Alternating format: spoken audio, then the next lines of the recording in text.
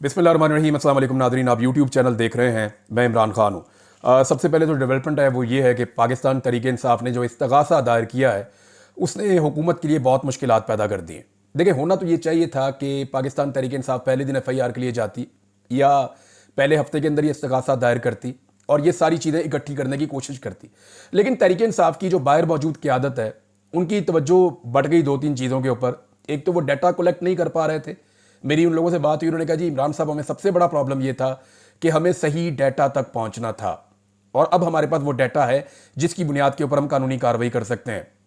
Number दो, मुझे ज़ाती तौर पे ऐसा लगता है कि पाकिस्तान तहरीक इंसाफ की क़यादत ने यह समझ लिया था कि अब हुकूमत जो है वो बहुत दबाव में है और वो हमारे मुतालबात तस्लीम करेगी और कम से कम इमरान खान साहब बाहर आकर अपनी रेगुलर सियासत कर सकेंगे। अब ये इम्कान भी मौजूद था लेकिन फिर वो नहीं हुआ। हुकूमत ने पाकिस्तान तहरीक इंसाफ का मजाक उड़ाना शुरू कर दिया।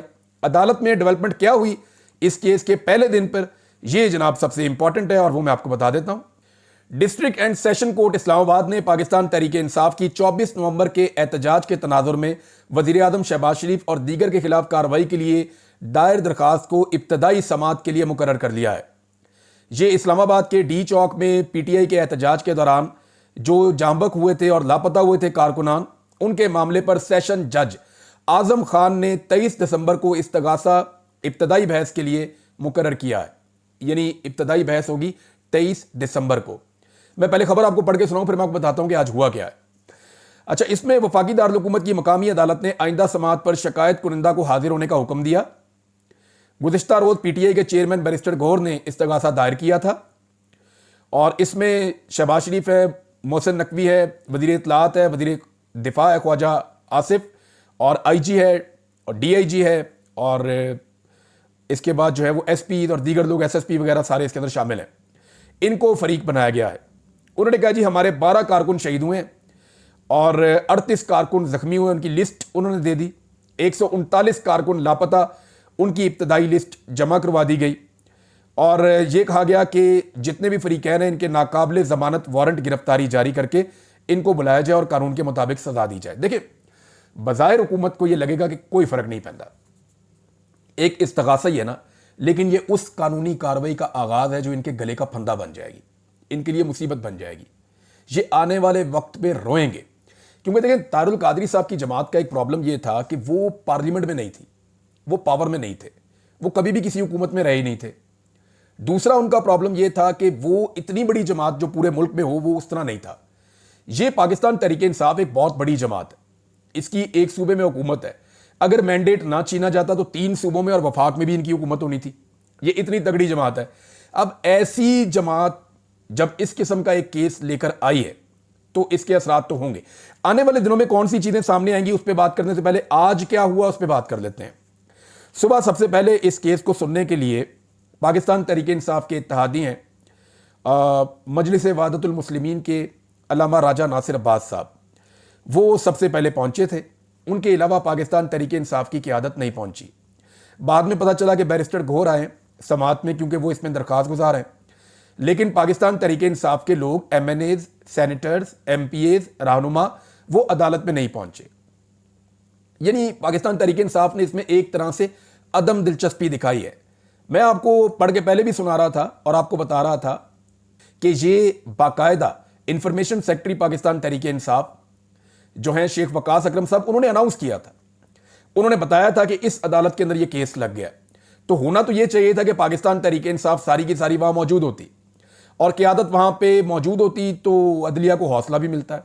देखिए, हमें पाकिस्तान में ये बात माननी पड़ेगी कि नॉर्मली जजेस के ऊपर बहुत प्रेशर होता है और ऐसे केसेस में जहां पूरी दुनिया के अंदर इस वक्त सफारतकार बेचारे जोर लगा रहे हैं, एस्टेब्लिशमेंट के ऊपर बहुत दबाव है, PTI के ऊपर जो केस कर रही है उसके ऊपर बहुत दबाव है, जितने लोग सहाफ़ी इसकी खबर देते हैं उनके ऊपर बहुत दबाव है। दर्जनों सहाफ़ियों को मुकदमात के अंदर इन्वॉल्व कर दिया गया है, सहाफ़ियों को उठा के गायब भी किया गया, जबरी तौर पर लापता भी किया गया।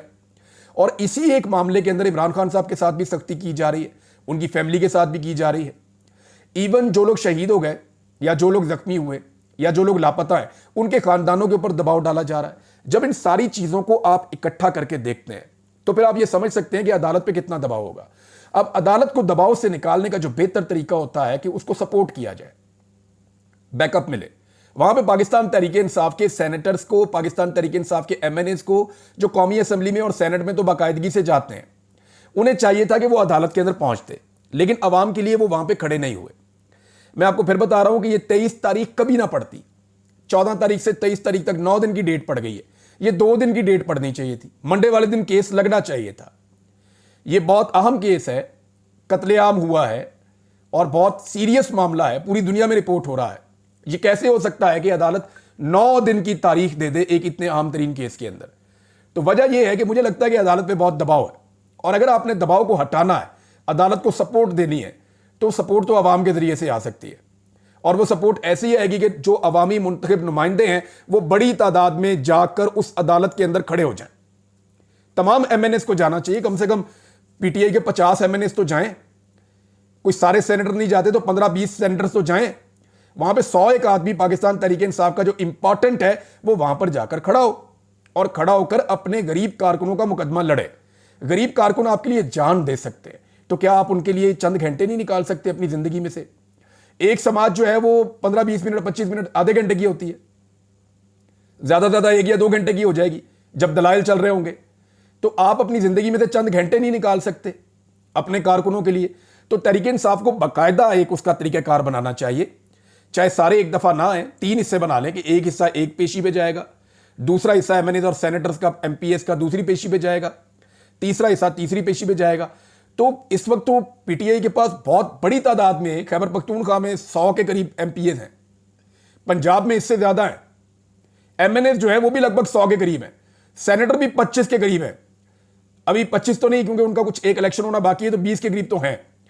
तो ये सारे लोग आ सकते हैं और वहां पर आकर खड़े हो सकते हैं, और जो शोहदा हैं, जो गरीब लोग हैं, उनके लिए आवाज उठा सकते हैं।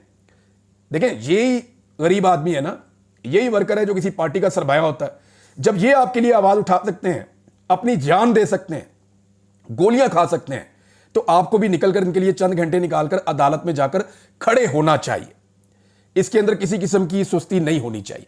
अब पाकिस्तान तहरीक इंसाफ जो है, इसका जो इस्तगासा है, इसकी हिकमत अमली हुकूमत को चंद चीजों में बहुत मुश्किल में डाल देगी। नंबर 1, फुटेज अगर गायब करने की हुकूमत ने कोशिश की तो यह हुकूमत के खिलाफ जाएगा। 2 चीजें ना, हुकूमत अगर फुटेज देती है 28 तारीख की रात 11 बजे तक, 24 से लेकर, तो फिर बहुत सारा कुछ क्लियर हो जाएगा। उसके अंदर हुकूमत फंस जाएगी, किसने गोली चलाई, कैसे गोली चलाई, एम्बुलेंसें कहां से आई, कैसे बंदे उठाए, लेकर किन अस्पतालों में गए, अस्पतालों में कितनी एम्बुलेंसें दाखिल हुई, अस्पतालों में कितने जख्मियों को उठाकर लाया गया, जख्मियों की हालत क्या थी, डॉक्टर इलाज कर रहे थे, इमरजेंसी की सिचुएशन क्या थी, ये सारा कुछ आपको सीसीटीवी फुटेज के अंदर मिल जाएगा। अगर सीसीटीवी फुटेज पूरे शहर की गायब कर दी जाए, यानी अस्पतालों की भी, अस्पतालों के आसपास की भी, डी चौक की भी, डी चौक से मुलिका इलाकों की भी, कश्मीर हाईवे की भी, अगर तमाम इलाकों की सीसीटीवी फुटेज गायब कर दी जाए, तो ये एक मेलाफाइड काम होगा, ये एक बददयांती होगी, ये नाअहली नहीं है, ये एक मुजरिमाना काम है। और इसके ऊपर आलमी सतह पे पाकिस्तान तहरीक इंसाफ का मौक़िफ़ तस्लीम किया जाएगा कि हुकूमत ने उस जबर की तमाम फुटेज मिटा दी। हुकूमत दोनों तरफ फंस गई है। दूसरा जो है, अस्पतालों का रिकॉर्ड मांगा है। अगर अस्पतालों का रिकॉर्ड हुकूमत नहीं देती तो यह भी एक बड़ा सीरियस मसला है, क्योंकि आलमी मीडिया में रिपोर्ट हो चुका है कि जनाब यहां पे बहुत बड़ी तादाद में जख्मी लाए गए, हमने कभी ऐसे हालात नहीं देखे। ये उन्होंने खुद कहा है, अपने मुंह से कहा है डॉक्टर्स ने, और वो रिपोर्ट हुआ है आलमी मीडिया के ऊपर। द गार्डियन में रिपोर्ट हो गया, बीबीसी पे रिपोर्ट हो गया, इंडिपेंडेंट उर्दू पे रिपोर्ट हो गया, और बहुत सारी जगहों पे रिपोर्ट हो गया। तो तीसरी चीज यह है कि लापता अफराद की फहरिस्त और लाशें और जख्मी, यह हुकूमत के लिए मसला बन जाएगा, यह हुकूमत के लिए बड़ा सीरियस मसला बन जाएगा। और इस वक्त जो सिचुएशन है वो ये है कि एक एक फैमिली को खरीदने और डराने के लिए करोड़ों और अरबों रुपया हुकूमत खर्च करने को तैयार है। यह सिस्टम एक तरमीम के लिए जहां पे अरबों रुपया खर्च कर सकता है, एक तरमीम ही है ना, एक तरमीम है जिसके नतीजे में कुछ अपनी मर्जी की अदालत बन जाएगी, कुछ एक्सटेंशन हो जाएंगी, कुछ अपनी मर्जी के काम हो जाएंगे, कोई अपनी नौकरियां महफूज हो जाएंगी, यही है ना। तो एक तरमीम के लिए जब ये हुकूमत अरबों रुपया खर्च कर सकती है, तो अपनी जान फंदे से बचाने के लिए ये कितना पैसा खर्च सकती है, आप इसका अंदाजा भी नहीं लगा सकते। तो अब पाकिस्तान तहरीक इंसाफ की एक रिस्पॉन्सिबिलिटी और है, कम से कम जो मकामी एमएनएज और एमपीएस हैं और ओहदेदार हैं या ज़िली सुदूर हैं, वो उन तमाम फैमिलीज को तहफ़्फ़ुज़ फराहम करें और उनके साथ लगातार राब्ते में रहें जिन्हें खरीदने की या डराने धमकाने की कोशिश की जा सकती है। ये हालात हमेशा एक जैसे नहीं होंगे और कत्ल कभी भी छुपता नहीं है। मैंने पहले भी 2 मरतबा आपको शेर सुनाया कि कातिल ने किस सफाई से धोई है आस्तीन, उसको खबर नहीं कि लहू बोलता भी है। तो ये लहू बोलेगा, आज नहीं तो कल। और उलमा इकराम बड़ा क्लियरली ये कह रहे हैं कि जो शख्स कत्ल करता है और एक बेगुनाह को कत्ल करता है, उसकी तो बचत ही नहीं है। और जो उस कत्ल का हुक्म देता है या वो कत्ल करवाने के लिए प्लान करके किसी को हुक्म देकर भेजता है, उसकी सजा तो उससे भी बड़ी उलमा इकराम बताते हैं। तो यहां पे बचत नहीं है, ना यहां बचत है ना वहां बचत है। और पाकिस्तान तहरीक इंसाफ ने अब कम से कम सही रास्ता इख्तियार किया, क्योंकि उन्हें आइडिया हो गया कि ये हुकूमत संजीदा नहीं है, हमारे साथ ज्यादती कर रही है। दूसरी चीज यह है कि यौम शोहदा कल मनाया जा रहा है, कल दुआया तकरीबात होंगी। और जो बाग नारान है पेशावर में, वहां पे ये प्रोग्राम होगा। वहां से आज कुछ मनाज़िर मेरे पास आए, वहां शोहदा की तस्वीरें लगाई गई हैं, जो 12 शोहदा हैं। हो सकता है कल कुछ जख्मी भी वहां पे लाए जाएं और वो भी बातचीत करें जिनकी हालत बेहतर है। और जिन लोगों के घर वाले लापता हैं वो भी वहां पे आएंगे। और पाकिस्तान तहरीक इंसाफ वहां पे एक बड़ा प्रोग्राम करने जा रही है। उसके लिए तकरीबन सारी पाकिस्तान तहरीक इंसाफ के जो अहम लोग हैं, उन्होंने पैगामात पाकिस्तान के अंदर से और पाकिस्तान के बाहर से जारी कर दिए हैं। ये प्रोग्राम सिर्फ पेशावर में नहीं होने जा रहा, ये पूरे पाकिस्तान में होगा। पाकिस्तान के मुख्तलिफ शहरों में होगा, दुनिया के मुख्तलिफ शहरों में होगा। और हर जगह पे आवाज उठाई जाएगी कि गोली क्यों चलाई। यह सवाल हुकूमत के लिए और एस्टेब्लिशमेंट के लिए इस वक्त दर्द सर बना हुआ है कि गोली क्यों चलाई। अब जो ग्राउंड से रिपोर्ट्स आ रही हैं वो बड़ी परेशान कुन है हुकूमत के लिए और इदारों के लिए। यानी ऐसा लगता था इन्हें कि गोली चलाने के बाद पाकिस्तान तहरीक इंसाफ के जो कारकुन है वो मायूस हो जाएंगे और इमरान खान साहब का साथ छोड़ देंगे, या लोग डर जाएंगे, खौफजदा हो जाएंगे और मायूसी की वजह से फिर पीटीआई के साथ खड़े नहीं होंगे। तो अब तक जो रिपोर्टें पहुंचाई गई हैं हुक्काम बाला को, जो बड़े लोग हैं उनको जो रिपोर्टें अब तक पहुंचाई गई हैं वो बड़ी हैरान कुन है। रिपोर्ट ये है कि एक बार फिर जो ग्राउंड से रिपोर्ट आई है उसके मुताबिक लोग बहुत बड़ी तादाद में निकलने की तैयारी कर रहे हैं और बहुत मुमकिन है कि पहले से ज्यादा लोग इमरान खान साहब के कॉज के साथ जुड़ जाएं। और जहां पे पाकिस्तान तहरीक इंसाफ ये प्रोग्राम कर रही है उस पूरे एरिया के भरने का और पूरे मुल्क के अंदर इस मामले में लोगों के निकलने के इम्कानात हैं। ये रिपोर्ट जनाब जमा करवाई गई है और इस रिपोर्ट में यह बताया गया है कि गुज़िश्ता इवेंट की नाकामी का, क्योंकि वो तो इसको नाकामी कहते हैं ना, तो उसमें एक जुमला यह है कि गुज़िश्ता इवेंट की पाकिस्तान तहरीक इंसाफ का जो इवेंट था उसकी नाकामी का पाकिस्तान तहरीक इंसाफ की लोगों के अंदर जो मकबूलियत है या लोगों के अंदर जो उनका नैरेटिव है उसको कुछ खास डैमेज नहीं हुआ, बल्कि बाज़ जगहों पे स्पेशली ओवरसीज में और खैबर पख्तूनख्वा में लोगों के गुस्से में इजाफा हुआ है।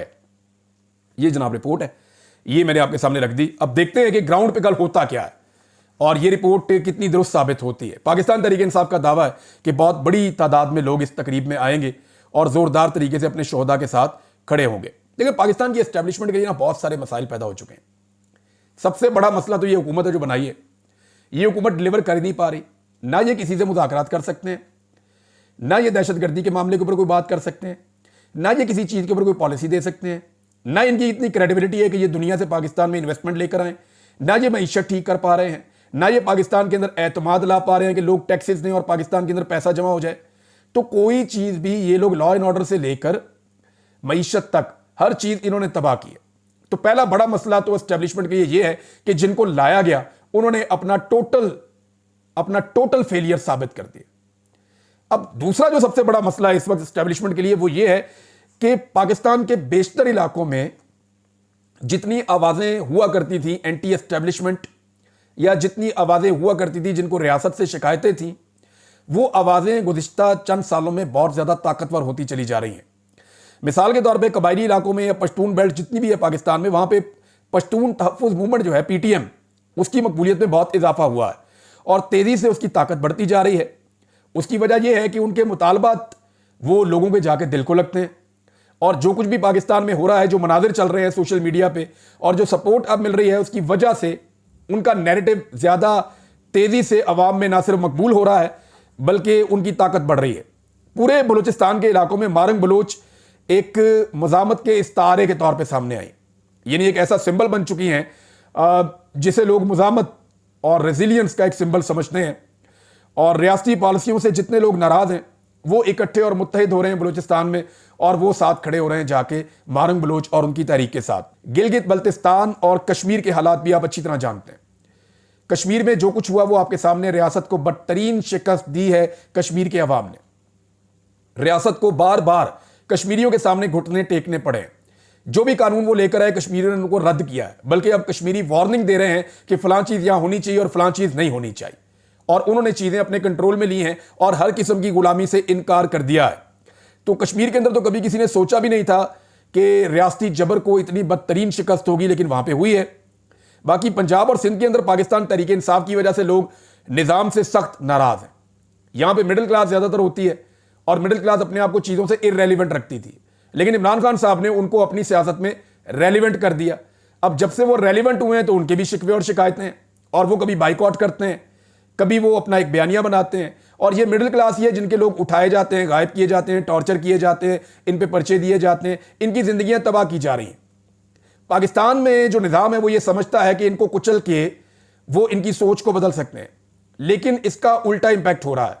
अगर आप अप्रैल 2022 से लेकर आज का मुवाजना करें तो चीजें बहुत मुख्तलिफ हैं।